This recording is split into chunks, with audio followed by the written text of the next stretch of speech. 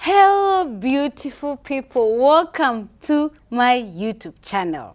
If this is your first time, please welcome and invite others and let them come and watch this video. We are back with Nazra. If you watched the previous video, you realize we are talking about developmental delays, and we still have too much to talk about developmental delays. So we are going to look at, Nazra is going to take us through of signs or symptoms of developmental delays. I know of a mom with a 3-year-old baby, boy or a girl, baby who's wondering, now we are 3 years, we cannot walk, we cannot talk, might there be a problem?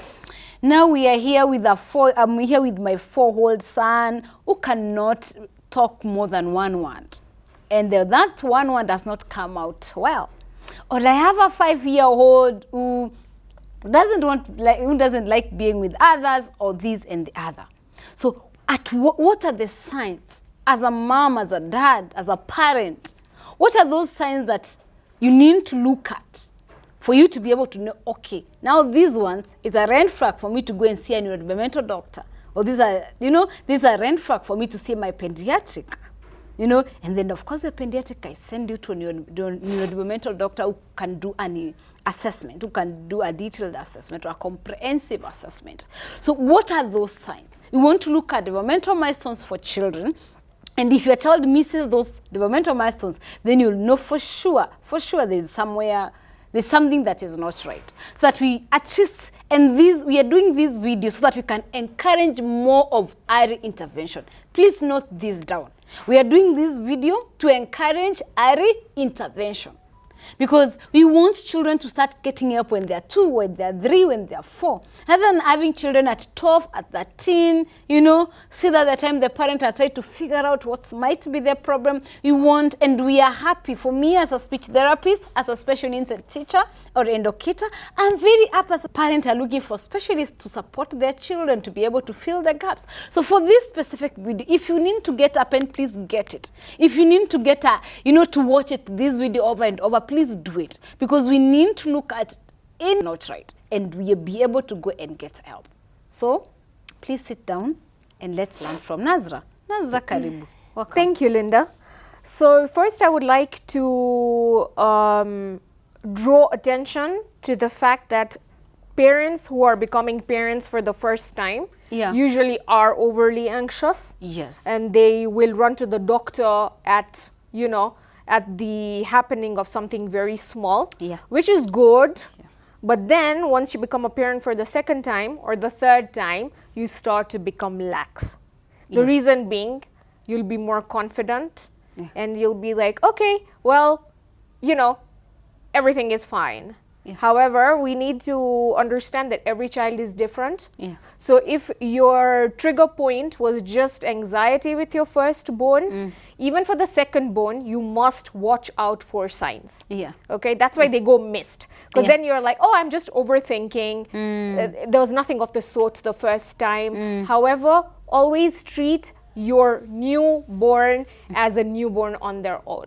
Watch out for signs and symptoms. Okay? Yeah. So when a baby is born, what do they need? They need to be able to thrive. They need to be able to suckle. They need to be able to keep themselves alive. Yeah. If there is an issue with that, you can be 50 to 60% sure that there is an issue there. Yes. Okay? Yeah. Why are they not thriving? Yes. So who do you go to first? You either go to your pediatrician, or your family doctor, and then they will refer you forward to a specialist. Yeah. Whether it is a swallow specialist, and swallow specialists are speech and language therapists. Sure. Okay? Yes. We are the people who tackle swallowing issues as well. Okay?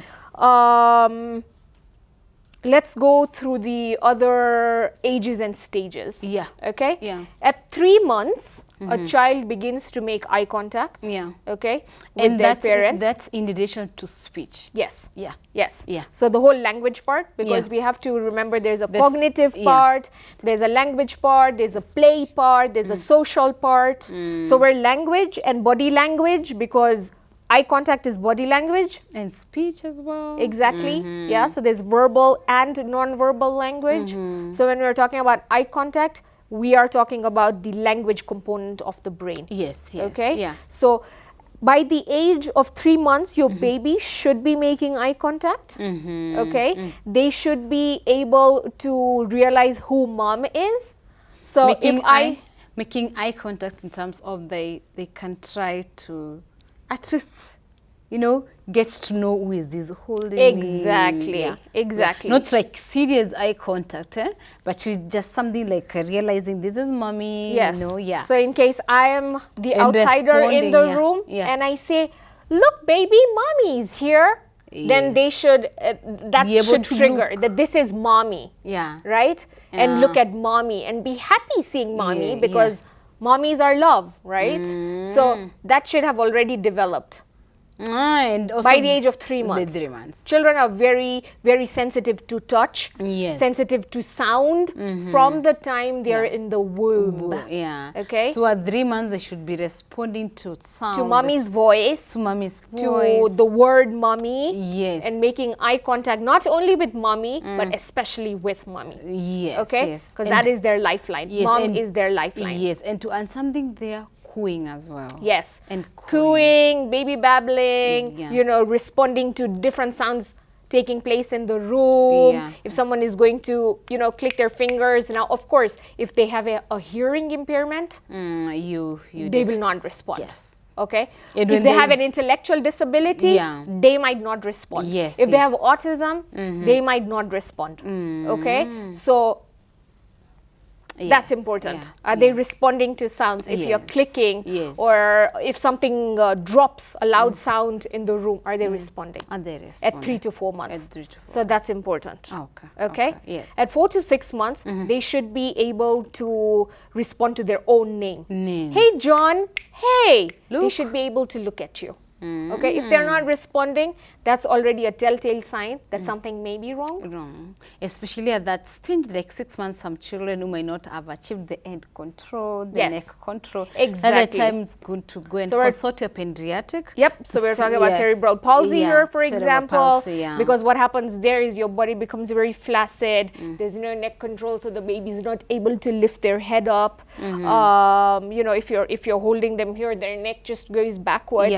So this is a physical development that is also pointing towards a developmental disability. Because again, developmental disabilities are not only intellectual disabilities, but physical disabilities as well.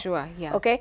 So that's 4 to 6 months. 4 to 6 months. They should be able to walk by the age of 12 months, 12 to 14 months.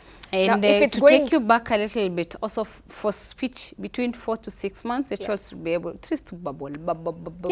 Bubbling happens at that that age, and they now can even understand completely the names. They can understand the voice of their mummies. Voice of their mummies. Yes, and when they are sleeping at that age, when you make too much noise, they can't even wake up. Exactly. Some kids like noise, and they will sleep only when they hear music. But it depends on your child. Okay. They should be able, you know, kids, there's one word that they understand very early, and that's the word no.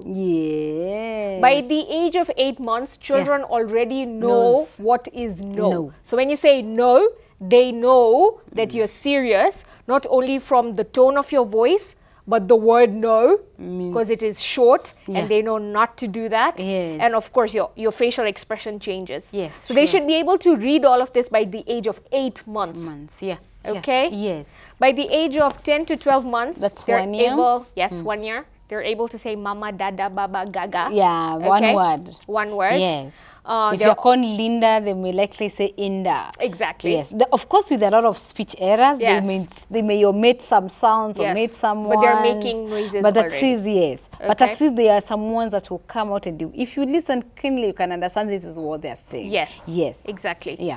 By the age of a year or 12 to 14 months, they should be able to walk. So if this is extending over 15 to 16 months and they're not being able to walk, that's a telltale sign. They're going to 2 years and they are not able to walk. They're going to 2 years. And That's a telltale sign. Yeah. Okay. And also on speech on between 12 to 1 year and 2 years, or 1 year and 6 months. At least they should be having 1. Yes. And as they approach 2 years, the 1 should be more clear. Exactly. And also building on another one. Exactly. Yes. So, you know, your doctor.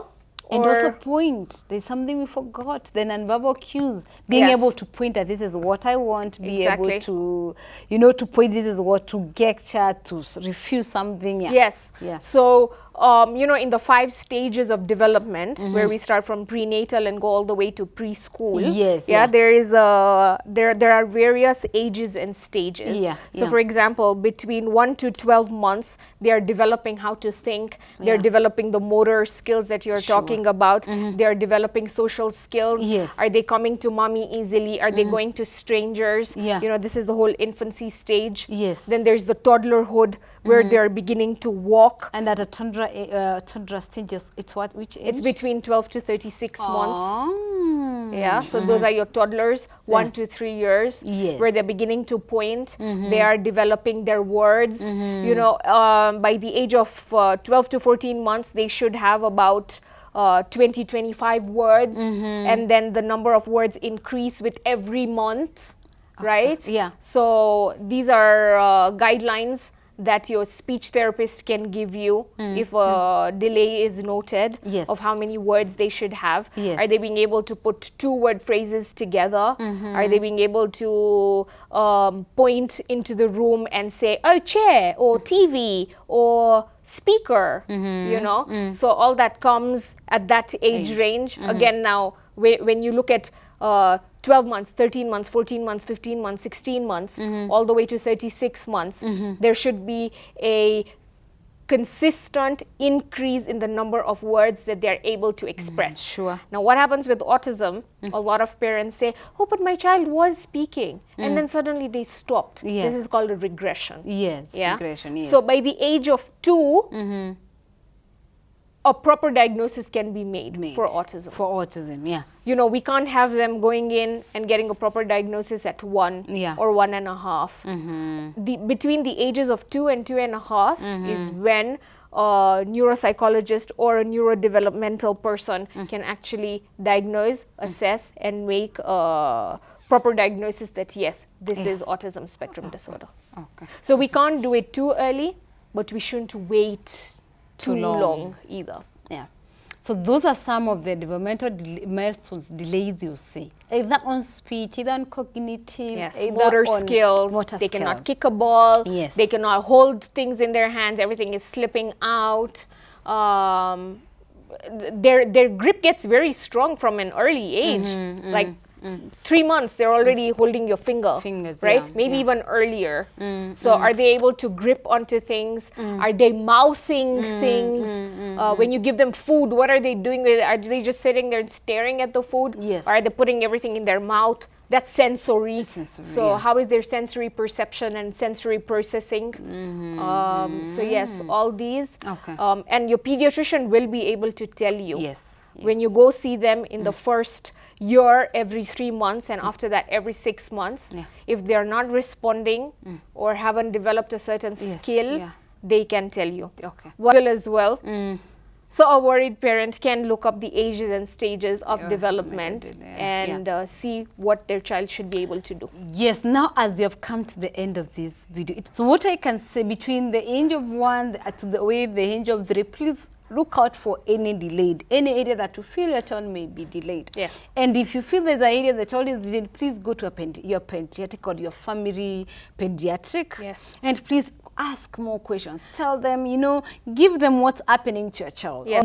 To do a comprehensive assessment. And we do have these professionals in the country. They are. So you don't need to travel out. Outside you don't the need to country. look too far. Yeah, You know, yeah. we feel we can only get these services in the West or go to India, but we don't need to go that far. We have all these facilities available here in Kenya. Yes. Yeah, there's so many. We don't have so many, but we don't have some. so many, you're But right. But we do have some, and they're good. They're good, yeah. So you can reach out to any neurodevelopmental doctor. Maybe in coming soon, in near future, we'll host one on my YouTube channel. For sure. Who will enlighten us on more of on more of assessment on developmental delays. Yes. So thanks so much. Make sure you watch on that, because all we need, we send in my YouTube channel, everything we need is children to get the help. We need to see more children doing coming for having early intervention done when we're quite young. Yeah? Yes. Yes. We want to see parent being educated. We want to see parent understanding this is it. We want even to see society, community at large understanding how these things works, and also to be able so that they can also be able to support their families or their friends and all. For sure. I mean, we do ask our grandmas. Yeah, you know, we go to our shows. Yes. To ask for advice. We go to our mom. Yeah. And they are great resources. Yes. But they can only tell you what they know. No. Yes. So don't wait too long. When you think there is an issue and mom or grandma has put your heart to rest, but you see the issue persisting, please go see a professional. This is why we get late, because we live in denial. It's better to know than to not know. Because early intervention starts from the ages of 12 months to 4 years. That is an ECD period. When the brain is super plastic. It's called neuroplasticity. And it's able to absorb. Once it goes into the more permanent stage, then it's even hard to pick up a skill or change a behavior. So please go as soon as you see there is an issue. Consult a professional. Thank you so much for having us. We're so grateful. And we appreciate you, Nazra. Thank you, Linda. We do appreciate you. Thank you for always giving us a point, for always coming on the board to discuss these issues with parents. I know parent loves you, and I do love you. Thanks so much. And bye-bye, viewers. See you on the next video. Make sure you subscribe. Thank you. Thank you.